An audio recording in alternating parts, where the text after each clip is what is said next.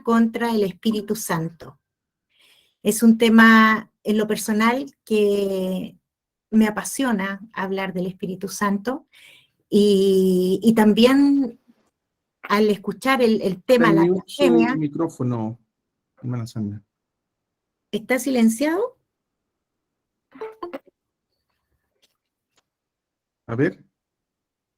¿No? Ahora ¿Me sí. escuchan? Sí, ahí sí. Ahora sí. Ya. La blasfemia contra el Espíritu Santo es un tema, como decía, interesante, muy importante, y que a mi vida, en lo personal, me trae temor de Dios, ese temor de reverencia, ¿verdad? Y es una consulta, una pregunta, una duda que yo creo que todos como cristianos alguna vez nos hemos hecho y nos hemos preguntado si alguna vez hemos ofendido al Padre, hemos ofendido al Hijo o hemos blasfemado en contra del Espíritu Santo. Por eso es importante hoy día poder definir cuál es el significado, de dónde viene, qué es la blasfemia y qué es una ofensa al Padre, al Hijo o al Espíritu Santo. Bueno, aquí nos encontramos con esta imagen de este señor que está manifestando un enojo y que de alguna manera las palabras o su actitud es lo que lo rodean las palabras. Desprecio, escarnio, oprobio, insulto, infamia, agravio, afrenta, ofensa. La base en la cual nosotros vamos a estudiar está en Lucas 12:10 y dice así: y todo el que dijere palabra contra el Hijo del Hombre, perdonárasele, mas el que contra el Santo Espíritu blasfemare, no se perdonará. Aquí en Lucas 12 podemos referirnos y podemos ver que claramente el Señor declara que una blasfemia hacia el Espíritu Santo no será perdonada. Podemos haber cometido muchos pecados, hermano. Podemos haber, antes de conocer a Cristo y aún así conociendo al Señor, haber cometido pecados de mentira, pecados tan grandes como aquel que asesinó, aquel que robó, aquel que practicó y estuvo en inmoralidades, en inmundicia y en muchas cosas que pueden ser pecados muy grandes, pero todos ellos están bajo la sangre poderosa de nuestro Señor Jesucristo, que fue derramada en la obra redentora de nuestro Señor Jesucristo. Sin embargo, hay un pecado que es imperdonable, y ese pecado es la blasfemia contra el Espíritu Santo. Lucas 12:10 lo podemos también ver en Mateo 12:31. Y en Mateo 12:31, primero debemos comprender cómo se origina, por qué nuestro Señor declara esta palabra y también saber a quién se lo declara. En Mateo 12:31, usted puede estudiar y escudriñar la palabra ahí, y nos encontramos con la historia donde mientras el Señor sanaba a los enfermos, traía restauración a las vidas, liberaba a los endemoniados, le traen en ese momento un hombre que estaba ciego, que era mudo, dice la palabra, y que además estaba endemoniado, ciego, mudo y endemoniado. Y en una forma extraordinaria, en una forma maravillosamente poderosa, el Señor lo sana, le da la vista, lo sana de su mudez y también lo libera. Entonces, antes de continuar con la clase, quiero que podamos aprender y poder dejar en la vida de ustedes una enseñanza que es sumamente interesante, importante para nuestra vida.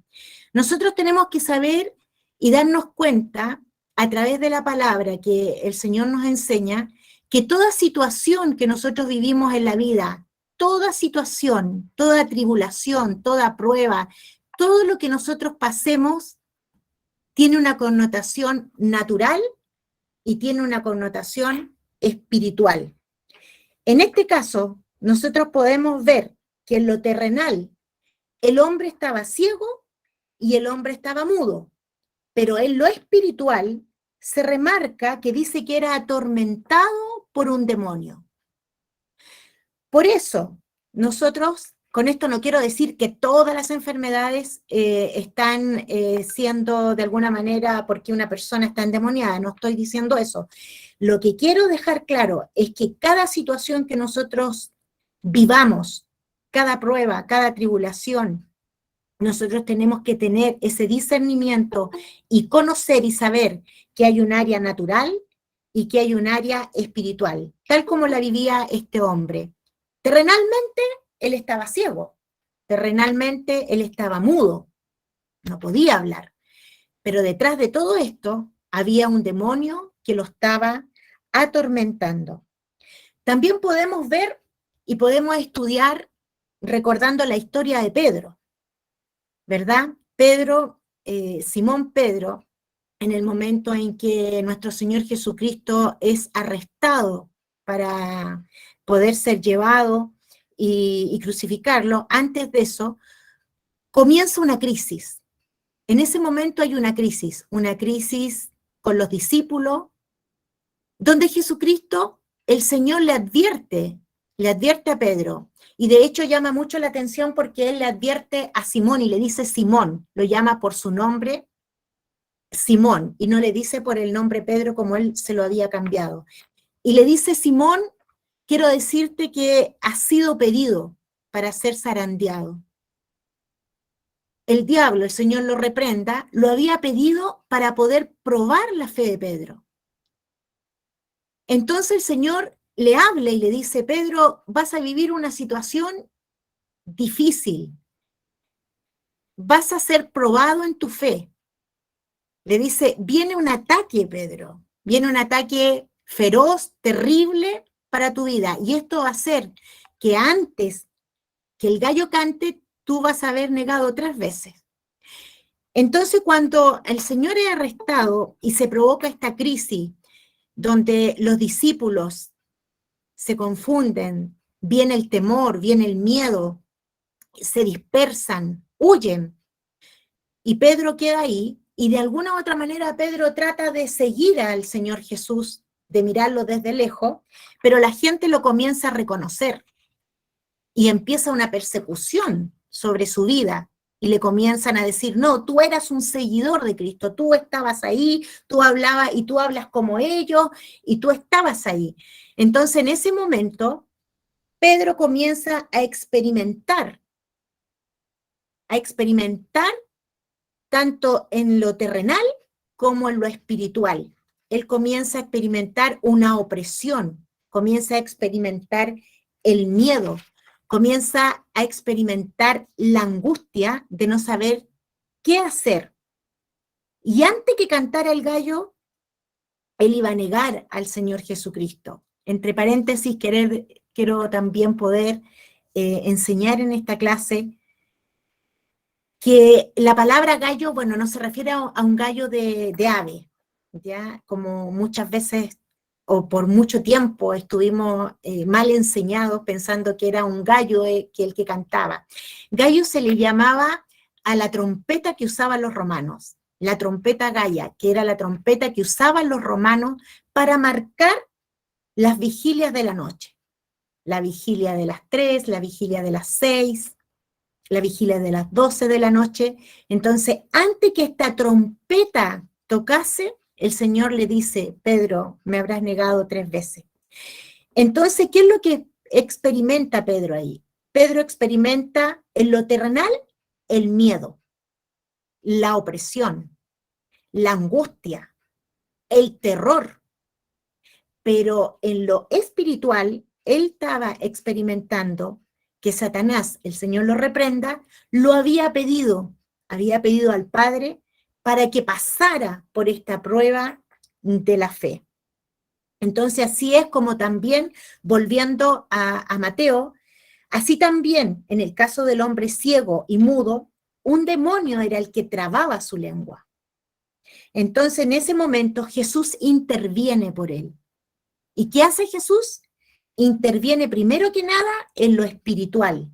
¿Qué es lo que hace nuestro Señor Jesucristo? Con poder y autoridad él reprende el demonio, lo reprende. Y entonces, al expulsar el demonio, viene la sanidad. Inmediatamente da la orden en lo natural y la lengua de ese mudo fue soltada. Entonces, la gente quedó maravillada, atónita, con estos milagros tan grandes y la manifestación tan poderosa, porque era muy evidente el poder y la autoridad con que Jesús sanaba y reprendía a los demonios.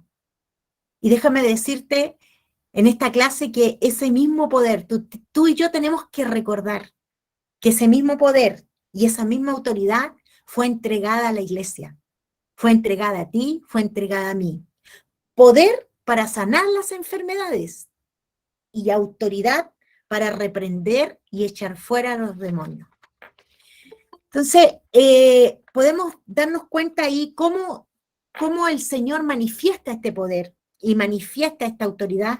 Entonces la gente atónita, maravillada, le decían, es el hijo de David, realmente este hombre es el Mesías. Y en ese momento, ¿quiénes fueron los que escucharon? Entre toda la gente y las multitudes que habían ahí, recuerden que en clases anteriores hablamos de algunos que perseguían a Jesús y eran los fariseos. Entonces los fariseos escuchan, ven lo que Jesús está haciendo e inmediatamente ellos comienzan a pensar y a pensar mal, a pensar que lo que Jesús hacía no venía de parte de Dios. No venía de parte de Dios. Pero Jesús, el Señor, como todo lo sabe, como todo lo conoce, para Él nada es oculto, ningún pensamiento para nuestro Señor es oculto, Él sabía lo que estaban pensando. Porque aún así, el Señor estando en la tierra, Él seguía siendo Dios omnisciente, Él sabía lo que ellos estaban pensando. ¿Y por qué? Porque el Señor estaba físicamente con un cuerpo, pero era un cuerpo ungido, un cuerpo lleno del poder y de la gloria de Dios. Entonces el Señor sabe lo que están pensando. Y estos fariseos van y piensan y dicen que el Señor hacía todos estos milagros a causa del poder de Belcebú. Por Belcebú, dicen, el príncipe de los demonios. Ellos tenían algún tipo de conocimiento con respecto al mundo espiritual. Y también ellos sabían de que generalmente un endemoniado blasfemaba contra Dios y por eso piensan de esa forma de nuestro Señor. Es ahí, en ese mismo instante, en ese mismo momento que ellos pensaron eso, donde se provoca el pecado imperdonable. ¿Y cuál es ese pecado imperdonable? Es atribuir al diablo lo que es de Dios. Ese es el pecado imperdonable. En el Nuevo Testamento, la blasfemia está acotada a levantar un falso testimonio sobre la divinidad. De ahí que las 19 referencias que aparecen podemos dividirlas en 3 grupos, ¿ya?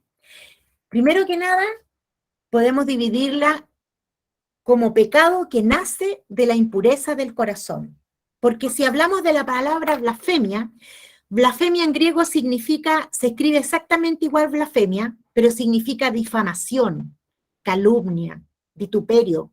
En este caso los fariseos lo siguieron siempre para poder vituperiar al Señor, para poderlo perseguir, difamarlo, calumniarlo. Y todo eso significa el conjunto de palabras que es una blasfemia. Y acá nosotros podemos encontrar estos 3 grupos. Primero, como pecado que nace de la impureza del corazón.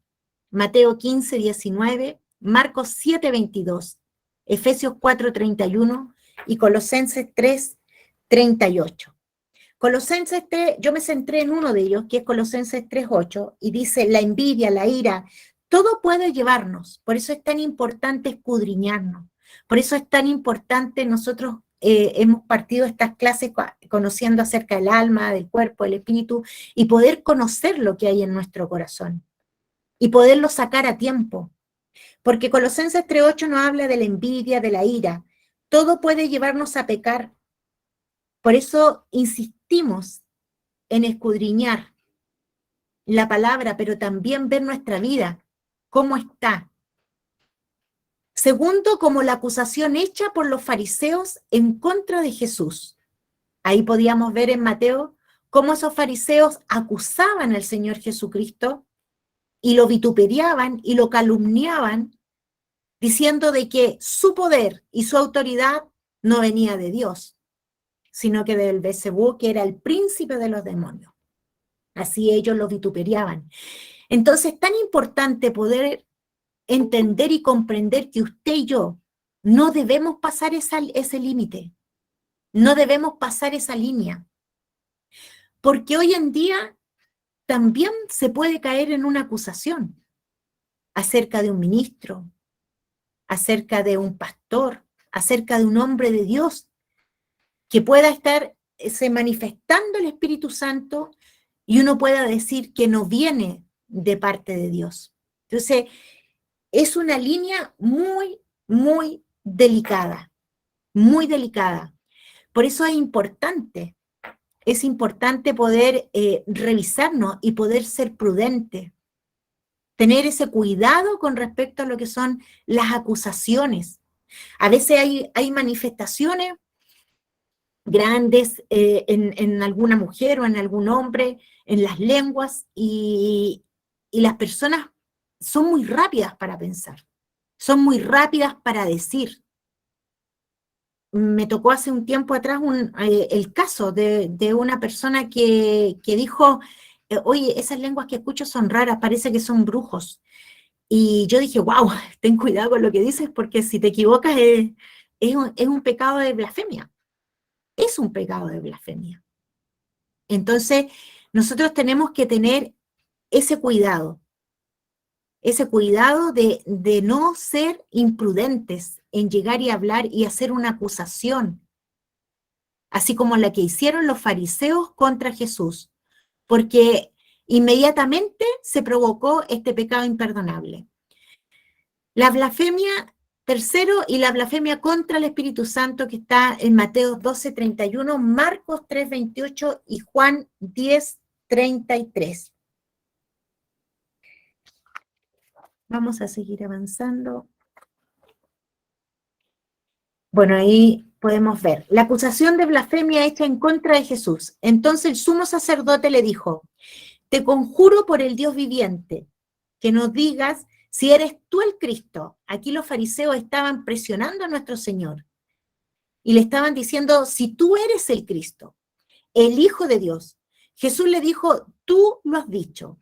Y además os digo que desde ahora veréis al Hijo del Hombre sentado a la diestra del poder de Dios y viniendo en las nubes del cielo. Entonces el sumo sacerdote rasgó sus vestiduras diciendo, ha blasfemado. ¿Qué más necesidad tenemos de testigos? He aquí ahora mismo habéis oído su blasfemia. Bueno, acá el pecado grande que para ellos había cometido nuestro Señor era que simplemente Él estaba declarando las Escrituras. Eso es lo que estaba haciendo nuestro Señor Jesucristo, declarando que sí Él era el Cristo y declarando también su venida, porque cuando habla acá y nos dice que está sentado a la diestra del poder de Dios y viniendo en las nubes, cuando habla de las nubes, ahí el Señor Jesucristo está anunciando su venida, ¿verdad? Y entonces nosotros podemos ver cómo ellos se rasgan la vestidura, dice la palabra, porque no podían creer lo que estaban escuchando. O sea, para ellos era realmente una blasfemia, pero para el Señor era la declaración de toda la palabra, desde el Antiguo Testamento, que el Espíritu Santo promocionaba la venida de Cristo y hablaba de Jesucristo. Entonces Él anuncia que Él vendrá en las nubes y está hablando de la primera venida, la venida en secreto, que el Señor Jesucristo tendrá. Y luego vendrá la venida en público, que es la parusía, la primera venida que se llama parusía, que lo vamos a ir viendo en las clases más adelante. Y después la venida en público, cuando dice que todo ojo lo verá. Entonces él lo declara, y para ellos eso había sido una blasfemia que había cometido el Señor. Pero la verdad las cosas que, volviendo un poquito atrás, con respecto a la palabra, que el pecado que no se perdona, en la blasfemia contra el Espíritu Santo, también nosotros podemos decir, ¿por qué ese pecado no se perdona? ¿Por qué yo puedo ofender al Padre y soy perdonado? ¿Por qué yo puedo ofender a Jesús y puedo ser perdonada? Pero ¿por qué contra el Espíritu Santo yo no podría ser perdonado? ¿Y por qué es un pecado tan grave como así lo vemos? Bueno, hemos aprendido de que Padre, Hijo y Espíritu Santo, Trinidad. El Padre está revelado a través de la palabra, que tiene un cuerpo. Cristo, un cuerpo. Y el Espíritu Santo no tiene cuerpo. Por eso es tan grave. Y poníamos el ejemplo de lo que es el átomo, ¿ya? Entonces, podemos ver cómo en este caso los protones tienen un cuerpo, los neutrones tienen un cuerpo, pero los electrones no tienen cuerpo. Por lo tanto, la ofensa, por lo tanto, la blasfemia, el oprobio es mucho más directo al Espíritu Santo. Y Él es sensible.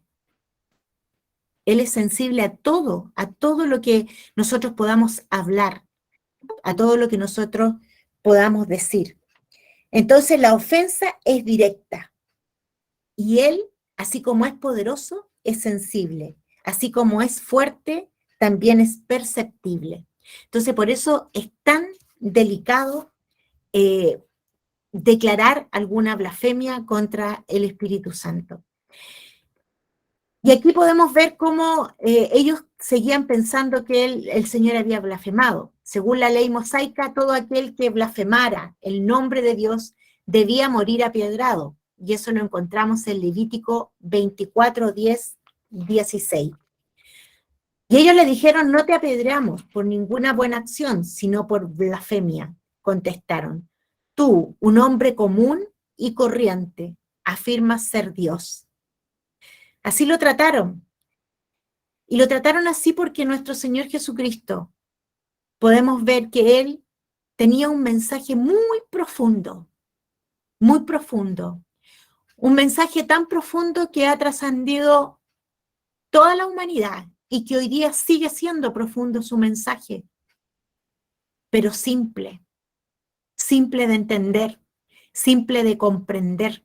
Por eso le llamaron común y corriente, pero Él no era común y corriente.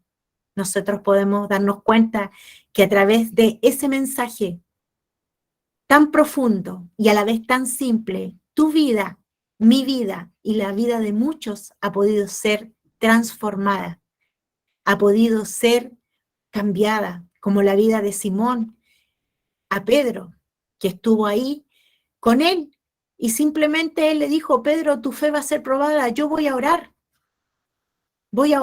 le dice, para que tu fe no decaiga, para que tu fe se mantenga firme. Y un hombre como Simón, que recibió y escuchó durante todo ese tiempo un mensaje tan profundo, tan simple, pero a la vez tan profundo, fue el que transformó su vida y transformó la mía, la tuya y la de tantas personas más con un mensaje así. Por eso ellos le decían, eras un hombre común y corriente. Así tú afirmas ser Dios, porque así es Dios, hermano. Dios es simple, Dios no es complicado. El Espíritu Santo no se enreda, no se confunde. El Espíritu Santo es simple y profundo, es simple y poderoso, es simple y todopoderoso. Aquí podemos ver en una imagen cómo el Señor hace este milagro de poder que este ciego pudiese ver. Blasfemia acerca del Espíritu Santo. En verdad os digo que todos los pecados serán perdonados a los hijos de los hombres y la blasfemia con que blasfemen. Pero cualquiera que blasfemara contra el Espíritu Santo no tiene jamás perdón. Lo afirma con ese jamás, sino que es culpable de pecado eterno. Porque decían, tiene un espíritu inmundo. Marcos 3:28. Qué tremendo, hermano. Qué tremendo haber hecho una declaración tan terrible. Y hoy día no estamos tan lejos de eso. Hay mucha gente que lamentablemente, hermano, que lamentable y tristemente van a tener que pasar por un juicio por haber blasfemado contra el Espíritu Santo, por haber tratado ministros de endemoniados, por haber tratado y por haber atribuido el poder, la gracia, el amor con que el Espíritu Santo libera, haberlo atribuido al diablo, que el Señor lo reprenda. Esa gente, esas personas que han hecho o que siguen haciendo eso, no hay perdón. No hay perdón. Porque si pecáremos voluntariamente, dice, después de haber recibido el conocimiento de la verdad, ya no queda más sacrificio por los pecados, sino una horrenda expectación de juicio y de hervor de fuego que ha de devorar a los adversarios. El que viola la ley de Moisés por el testimonio de 2 o 3 testigos muere irremisiblemente. ¿Cuánto mayor castigo pensáis que merece el que pisoteare al Hijo de Dios y tuviere por inmundicia, por inmunda la sangre del pacto, en la cual fue santificado, e hiciere afrente al Espíritu de gracia? Pues conocemos al que dijo, mía es la venganza, yo daré el pago, dice el Señor, y otra vez el Señor juzgará a su pueblo. Horrenda cosa es caer en manos de un Dios vivo. Acá Hebreos 10, 26, 31, ¿a quién le habla? Aquí la palabra está hablando directamente a aquellos que algún día conocieron al Señor, algún día estuvieron bajo su presencia, bajo su gloria, experimentaron el poder de Dios, experimentaron milagros, experimentaron los dones, fueron redimidos, porque dice la palabra que si pecáramos voluntariamente, o sea, después de tan grande sacrificio, después de que el Señor fue a la cruz, después que el Señor derramó toda su sangre, que se entregó por amor a nosotros, y nosotros volviésemos al pecado, o sea, ¿qué otro sacrificio más pudiese haber? No hay ninguno, hermano amado, ninguno más. Solamente queda un castigo por haber pisoteado el pacto, la sangre preciosa de nuestro Señor. ¿Y a qué se habla esto? Esto se habla de una apostasía.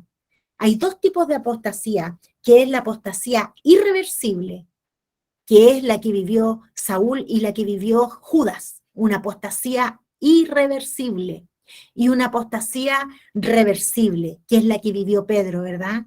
Porque dice la palabra de que después de que él negó al Señor, él después tuvo la gracia, la misericordia de parte de Dios para ser sanado, cuando le dice, Pedro, me amas, Pedro, me amas, Pedro, me amas 3 veces, y él le dice, sí, Señor, te amo, te amo, te amo. Él cambió esas 3 veces que negó por esas 3 palabras donde Pedro declaró su amor, y me imagino que fue con un arrepentimiento tan profundo de su corazón. Yo creo que no está escrito en la palabra, pero yo creo que Pedro lloró demasiado en el momento de la resurrección de Jesucristo, y el Señor, para que él se perdonase ese pecado que había cometido, esa falta que fue reversible por la gracia y la misericordia de Dios, pudo ser sanado y pudo perdonarse a sí mismo por esa misericordia de Dios. Pero hermanos, hay pecado y hay apostasía que son irreversibles, que no hay vuelta atrás. Dios nos ayude a mantenernos firmes. Dios nos ayude a través del estudio de la palabra, a través de poder escudriñar, a través de la búsqueda diaria con nuestro Señor Jesucristo, con el Padre, con el Hijo, con el Espíritu Santo, no tener que enfriarnos, no tener que comenzar a enfriarnos y después terminar en una apostasía, terminar negando la sangre, pisoteando al Hijo de Dios y tomando por inmunda su sangre. Esta palabra es para aquellos que deliberadamente han pecado y han negado a Jesucristo y han hecho escarnio y han hecho burla del Señor Jesucristo. Porque también, hermanos, veíamos en la primera imagen que salían varias palabras y entre esas está el escarnio, que significa burla, y que hoy en día la gente no tiene la conciencia de saber de lo que hoy día estamos tú y yo aprendiendo, que es el pecado imperdonable, que es la blasfemia contra el Espíritu Santo. Y usted puede decir, pero la verdad que yo nunca me he burlado de él. Pero si nosotros somos partícipes de los chistes, de los memes, de las cosas que se hablan deliberadamente, de las burlas que se hacen a las diferentes manifestaciones del poder del Espíritu Santo, eso es blasfemia, eso es escarnio, eso es burla, eso es deshonra, es deshonrar el Espíritu de Jesús, el Espíritu del Señor, el Espíritu Santo. Entonces, es tan importante poder tener el conocimiento, porque mucha gente puede de alguna u otra manera blasfemar contra el Espíritu Santo por estar endemoniado, pero también hay un grupo muy grande que blasfema contra el Espíritu Santo por ignorancia, por ignorancia. Entonces, es muy, muy importante. Yo aprendí una lección y le doy gracias a Dios porque Él, en su gracia y su misericordia, siempre se adelanta y nos avisa al Espíritu Santo, cuidado con esto otro. Siempre he amado mucho al Espíritu Santo, mucho, mucho, mucho al Espíritu Santo. Y de hecho tuve que tener la revelación más completa de Cristo cuando llegué al Centro Cristiano Internacional, porque tenía mucha revelación del Espíritu Santo, pero me faltaba mayor revelación con respecto a la cruz. Pero aún así, yo no conocía muy bien lo que era la blasfemia contra el Espíritu Santo. Yo lo amaba, lo respetaba, jamás iba a hablar mal de él, respetaba las manifestaciones. Y cuando llegué acá, tuve la experiencia, y lo cuento como testimonio para la gloria de Dios, de compartirle a nuestro apóstol de un lugar donde se había lamentablemente el ministro desviado. Y yo no alcancé a decir nada, solamente dije algo y el apóstol me hizo así con la mano y me dijo, hija, la unción no se toca. ¡Ay, wow! Dije yo. Dejémoslo ahí. Yo sé, me dijo, de dónde vienes. Y yo sé lo que pasa ahí. Pero la unción no se toca, porque el varón tiene unción. Y a mí fue impactante eso.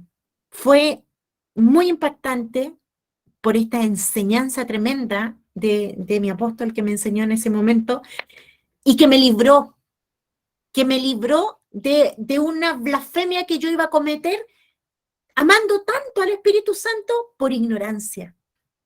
Amando tanto al Espíritu Santo, yo iba a cometer esta blasfemia sin darme cuenta. Pero ahí estuvo la misericordia de Dios para que no se cometiese.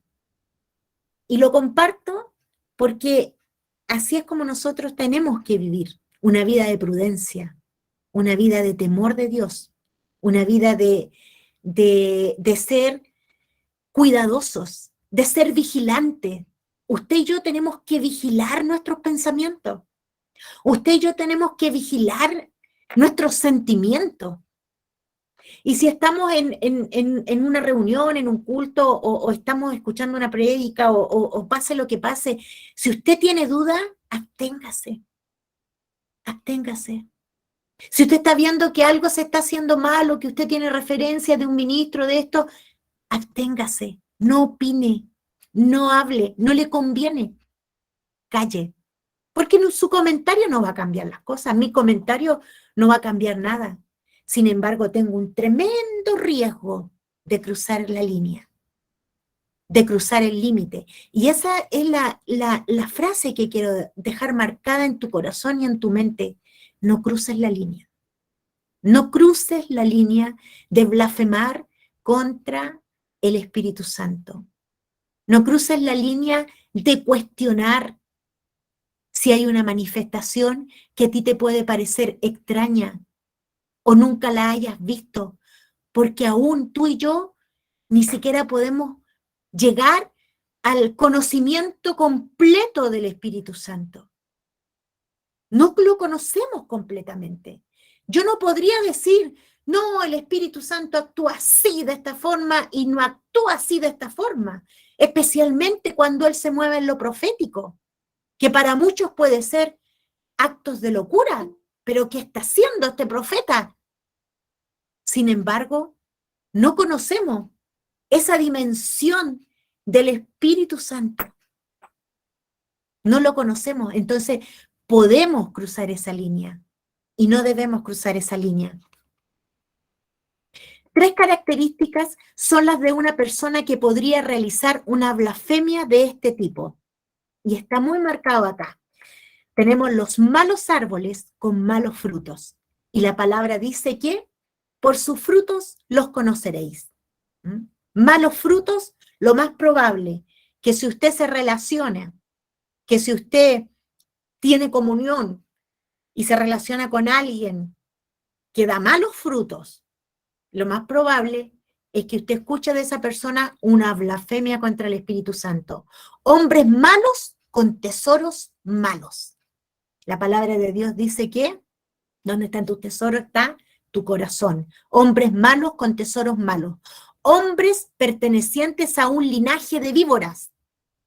¿Cuál es el linaje de víboras? El linaje de Caín.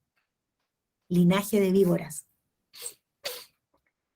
No confundir la blasfemia en contra del Espíritu Santo. No debe ser confundido, porque muchas veces tendemos a confundir. Y podemos decir, hoy blasfemé contra el Espíritu Santo. Hoy usted sabe que blasfemar contra el Espíritu Santo es atribuir el poder, lo que el Espíritu Santo hace, atribuirlo al diablo. El Señor lo reprenda. Eso es lo que usted tiene que saber. Y no confundir lo que es la blasfemia, que dice la blasfemia en contra del Espíritu Santo no debe ser confundida con contristar, con mentir o con no apagar al Espíritu Santo. Aquí tenemos 3 actitudes que nosotros podríamos tener contra el Espíritu Santo, que no son blasfemia, que son pecados perdonables, pero que los debemos de evitar. Los debemos de evitar. Si lo amamos profundamente, debemos evitarlos. Contristar al Espíritu Santo de Dios, con el cual fuiste sellados para el día de la redención. Efesios 4:30. Y aquí quiero detenerme un poquito para que podamos aprender cómo podemos contristar al Espíritu Santo. ¿Cómo yo lo contristo? Primero que nada, cuando lo ignoramos. La ignorancia, ignorar al Espíritu Santo, no permitirle que guíe tu vida, sino que tú confíes en tus propios caminos, es ignorar y es contristar al Espíritu Santo. No debemos permitir que nuestros pensamientos, que nuestra inteligencia, que nuestro conocimiento guíe nuestros propios caminos. Nosotros tenemos que rendirlos al Espíritu Santo para que sea Él quien nos guíe. Porque el Señor lo dijo, me es necesario y les conviene que yo me vaya. Les conviene, porque cuando yo me vaya, yo enviaré y vendrá el Paracleto, el ayudador, el restaurador, el que enseña, el que guía, el que te ayuda cada mañana, cada día, cada tarde. ¿Cómo lo vamos a contristar? No lo contristemos. No nos dejemos llevar por la indiferencia. No seamos indiferentes. No puede haber un amanecer sin que usted le diga: buenos días, Espíritu Santo. Esa palabra la hemos escuchado, ¿verdad? Hay libros inclusive, pero es una realidad. No dejemos pasar un día de abrir nuestros ojos y a Él sea el primero a quien saludar. No permitamos tomar decisiones sin preguntarle: ¿qué opinas, Espíritu Santo? ¿Qué quieres tú de esto, Espíritu Santo? ¿Cómo lo podemos contristar? Ignorándolo, no considerándolo en nuestros caminos y en nuestra vida. La desobediencia contrista al Espíritu Santo. La incredulidad contrista al Espíritu Santo. La falta de perdón. Cuando tú y yo no hemos perdonado a quienes nos han ofendido, a quienes nos han dañado, eso entristece al Espíritu Santo. Lo contrista, porque llevamos una carga ahí, porque llevamos una atadura ahí, porque no hemos perdonado, porque no hemos soltado esa carga. Por lo tanto, no podemos dejar esa libertad, que el Espíritu Santo fluya,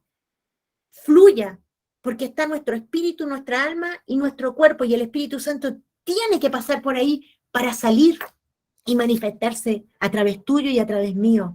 Pero cuando hay ataduras como la falta de perdón, lo entristecen, lo contristan.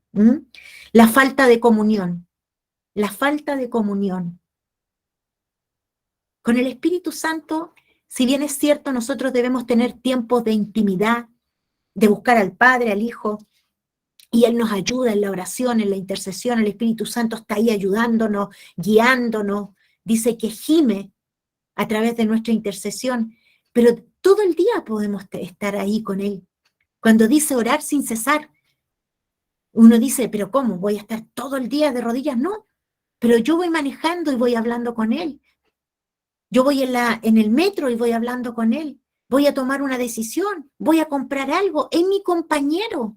No lo hago porque sea una obligación o porque me tenga que estar ahí. No, porque es mi compañero, es tu compañero, es tu amigo. Entonces la comunión tiene que estar ahí con Él. Voy más rápido. Mentir al Espíritu Santo. Y dijo Pedro: Ananías, ¿por qué llenó Satanás tu corazón para que mintieses?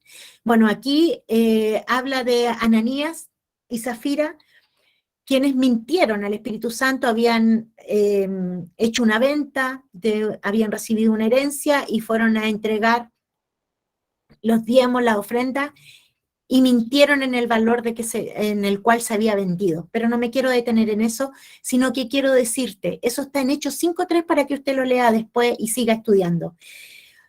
¿Cómo nosotros podemos mentirle al Espíritu Santo? El pecado deliberado, que consiste en fingir una devoción por Dios cuando hay una hipocresía en nuestras vidas. Ese es un pecado deliberado. Mentir al Espíritu Santo consiste en fingir una devoción a Dios que no se tiene, queriendo aparentar que ha rendido ante Él toda su vida. Y no es así, sino que es falso. Ahí le mentimos al Espíritu Santo, para que todos crean que yo sí he rendido mi vida a Él, para aparentar, pero en realidad no hay una devoción verdadera. Servir a tu ego, servir a mi ego y fingir que sirvo a Dios. Eso es mentir al Espíritu Santo. Mentirle a un ministro. Mentirle, aquí Ananías y Zafira mintieron al Espíritu Santo y mintieron en este caso a Pedro. Mentirle a tu pastor, mentirle a tu pastora, mentirle a un ministro, mentirle a un hermano. ¿Y por qué va a ser una mentira al Espíritu Santo? Porque en ellos habita el Espíritu Santo. En tu hermano habita el Espíritu Santo. En tu pastor habita el Espíritu Santo. Entonces, cuando yo le miento a él, Y cuando yo le miento a mi hermano, yo le estoy mintiendo directamente al Espíritu Santo. Cuando miento en los diezmos, wow, este mes no me alcanza, así es que voy a reducirlo un poco, pero nadie lo ve. Yo lo echo en un sobre y lo coloco. Entonces nadie sabe. Nadie sabe si saqué mucho, saqué poco, saqué lo suficientemente para poder vivir. Pero en ese sobre que podemos colocar el diezmo, estamos mintiendo. Podemos mentirle al Espíritu Santo a través de nuestras ofrendas, a través de los diezmos, a través de promesas que hacemos a Él y no las cumplimos. Tenemos que cuidar esa parte también. Y por último, apagar al Espíritu Santo. No apaguéis al Espíritu Santo. Primera de Tesalonicenses 5:19. Bueno, ¿cómo podemos apagar al Espíritu Santo? Al Espíritu Santo se apaga directamente, que tiene que ver con lo ministerial, tiene que ver con los dones, tiene que ver con el ministerio. Una de las formas como se apaga al Espíritu Santo es no permitir que Él se revele como Él quiere en tu vida. Resistirlo cuando Él quiere usarte. Cuando tú estás en un lugar y Él te dice, háblale, yo te daré las palabras, predícale, háblale del Evangelio, háblale de Cristo. El Espíritu Santo siempre te va a llevar a hablar de Cristo, porque Él lo promovió en el Antiguo Testamento. Y en el Nuevo Testamento lo glorifica y lo sigue glorificando y sigue hablando de Él para que muchos vengan a Cristo y sean salvos. Entonces, cuando el Espíritu Santo quiere usarnos y nosotros lo resistimos, vamos apagando al Espíritu Santo dentro de nosotros. Cuando nos dice, mira, quiero que apartes esto y lo entregues, ya sea en el ministerio, en una área del ministerio o simplemente a un hermano. Y tú y yo lo pensamos muchas veces y decimos, a veces decimos, ¿será de Dios? ¿Será? Mire, esa pregunta no hay que hacerla. ¿Será de Dios? ¿Será mío? Usted nunca más va a hacer esa pregunta. ¿Sabe por qué? Porque está en discipulado y está en tercero. Y eso significa que usted conoce la palabra. Y cuando una voz le habla a usted en su corazón, en su mente, en su oído, usted va a saber inmediatamente de dónde viene, porque conoce la palabra. No veo al enemigo diciéndole, ofrenda, dale a tu hermano, tráele esta bolsa de mercadería a tu hermano. No lo va a hacer. Entonces viene de Dios. Predica el evangelio, háblale a tu compañero de trabajo, dile y háblale del amor de Cristo, de cómo lo ama. Y no lo hago. No lo hago porque me da temor, porque todavía sigo pensando que es mi fuerza, todavía sigo pensando que soy yo la que hablo y no me dejo ser usada por Él. Entonces, no permitirlo ser usada, nosotros lo apagamos.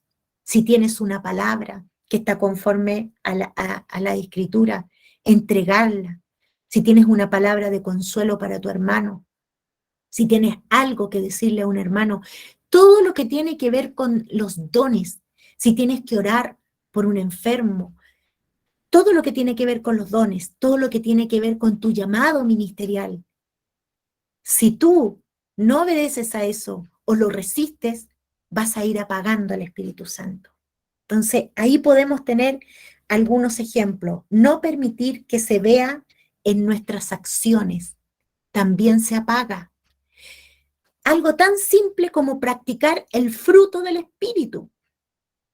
El fruto del Espíritu, usted puede hacerse hasta un calendario semanal y decir, hoy día voy a practicar la bondad. Mañana voy a practicar la misericordia y lo voy a hacer un hábito en mi vida. Los frutos del Espíritu se deben practicar. Y los frutos del Espíritu se van apagando si nosotros no revelamos al Espíritu Santo con nuestras acciones. Bueno, podemos, y para terminar, quiero dejarles esta palabra que dice, pero yo os digo la verdad. Aquí está hablando nuestro Señor Jesucristo. Él habla la verdad. ¿Quién es la verdad? Cristo es la verdad. Él es la verdad. Os conviene que yo me vaya, porque si no me voy, el Paracleto no vendrá a vosotros, pero si me voy, os los enviaré. Entonces aquí, resumiendo esta clase, amados hermanos, quiero dejarles, primero que nada, poderles decir que a través de esta enseñanza podemos conocer la diferencia de lo que es la blasfemia contra el Espíritu Santo. Y la blasfemia contra el Espíritu Santo es un pecado imperdonable y que tiene relación directamente cuando una persona atribuye el poder de Dios al diablo, que el Señor lo reprenda.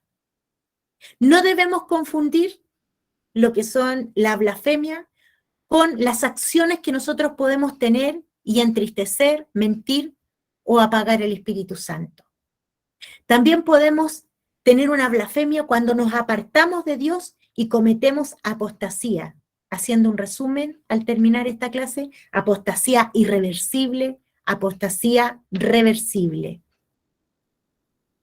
Y por último, poder decir de que, como dijo el Señor Jesucristo, nos convenía que el Señor pudiese irse, porque nos iba a enviar al Paracleto, al que te ayuda, al que te fortalece, al que restaura tu vida, al que te llamó, al que te buscó. El Espíritu Santo es todo. Es el que va al Padre y conoce todo lo que el Padre quiere para tu vida. Y lleva tus oraciones, el que está ahí, el que glorifica a Cristo, el que te motiva, el que te da fuerza, el que te da aliento de vida, el que te fortalece en momentos de debilidad, el que nunca va a ser infiel contigo, aunque nosotros permanezcamos infieles. Él siempre va a permanecer fiel. Él nunca va a querer estar callado y en silencio, va a querer hablarte. Cuando tú le hablas y le buscas, Él va a responder. En su voluntad y en su tiempo va a responder. Nunca, nunca, nunca va a querer lo malo para ti. Él va a querer las bendiciones para ti. Él va a buscar que tú puedas encontrar ese camino y va a buscarte para poder tener esta comunión con Él. Así es que te invito a que podamos ahora orar con nuestro anciano Giovanni acerca del Espíritu Santo de esta clase y doy por terminada la clase. Voy a dejar de presentar para que le demos espacio a las preguntas.